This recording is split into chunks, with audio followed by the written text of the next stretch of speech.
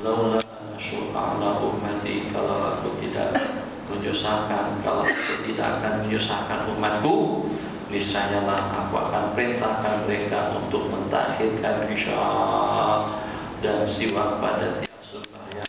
Hadis muttafaqun alaihi. Jadi kata ulama, la amartuhum amra ijabin laula an asyqa ala ummati la amartum bisiwak inda kulli salatin. Jadi perintah yang nanti kita elakkan tadi itu perintah untuk mewajibkan. Sebenarnya amar tuh amra istihbab tetap saja disunatkan dengan kita bersiwak sebelum kita sholat dan juga bersiwak sebelum kita mengambil air wudu.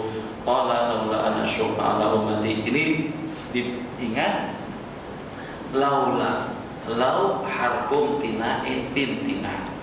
Kalau bukan kena lau, nanti kita akan lakukan. Tapi kena lau, karena kalau seandainya tidak begitu atau begini, niscayalah akan kulakukan begitu dan begini. Tapi terhalangnya, terelaknya kita daripada suatu pekerjaan itu kena dengan lau.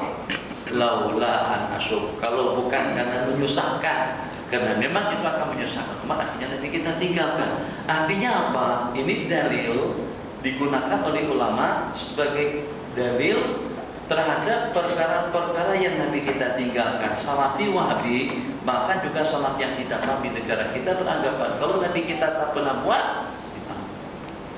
kan begitu.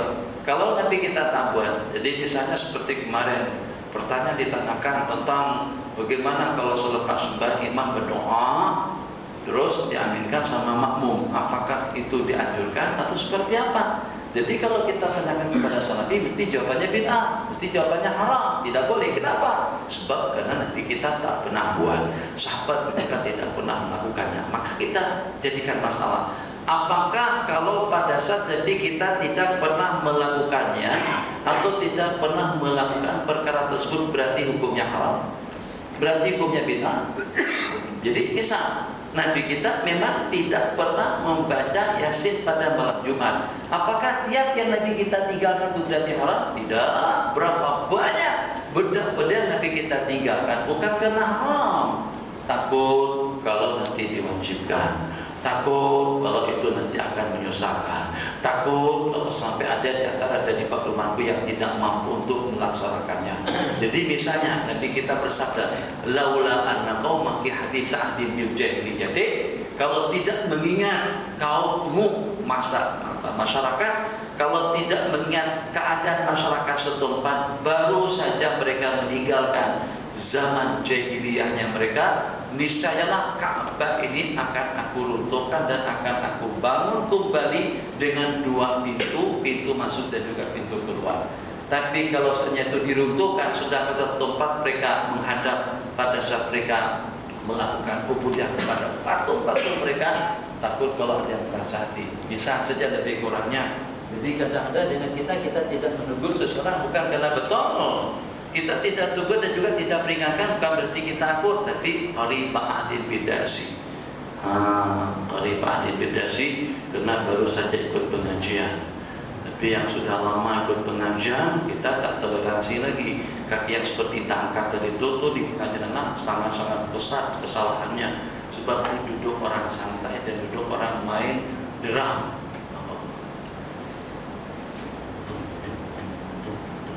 Tapi bukan untuk orang mengaji, tapi karena tak baru 3 malam ikut pengajian anak-anak masih toleransi.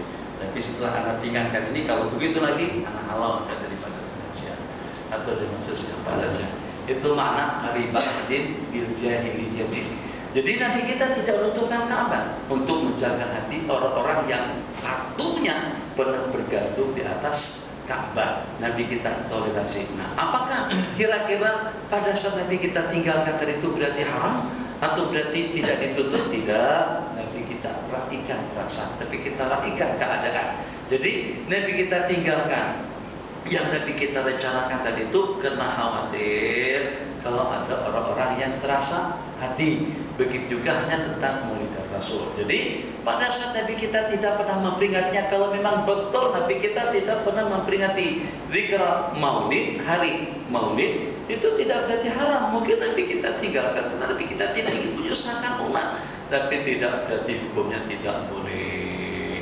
kembali. Jadi tidak betul kalau kita berhujah ketidakbolehan sesuatu itu dikarenakan Nabi kita tidak pernah buat. Berapa banyak yang Nabi kita tidak melakukannya? Kenapa? Laula an asyukka, karena itu akan menyesalkan. Padahal itu satu perkara yang ditutup, tapi kenapa Nabi kita tidak buat? Karena takut akan menyusahkan umat. Jadi Nabi kita tinggalkan karena menyusahkan. Jadi maknanya tidak secara mutlak yang Nabi kita tinggalkan itu hukumnya tidak boleh. Hadis riwayat dari pada Syuraih bin Hanif rahimahullah taala qala sa'atu Aisyah radhiyallahu taala anha bi ayyin kana yabda'u Rasulullah sallallahu alaihi wasallam idza dakhala baitan qala bi siwaki rawahu Muslim. Masyaallah tabarakallah, mungkin kita belum merasa begini, belum kawin tak tahu benda yang dimasukkan dalam hadis.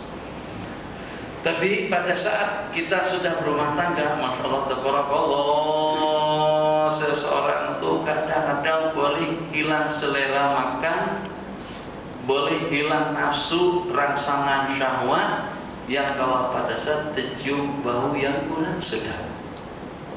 Itu boleh, paling tidak menghambat. Tak paham kan? Tak paham, sebab belum. Makanya, jadi pelajaran dari sana itu sedikit ada munasabah, ada jauhan ke sana, semuanya ramai yang kawin. Pelajaran banyak yang kawin. Pokoknya ada yang sebelum selesai 4 tahun itu sudah kawin. Nah, anak punya cucu sudah ramai sekali di Bogor. Ada 13 unit untuk rumah usrah, untuk rumah kelamin.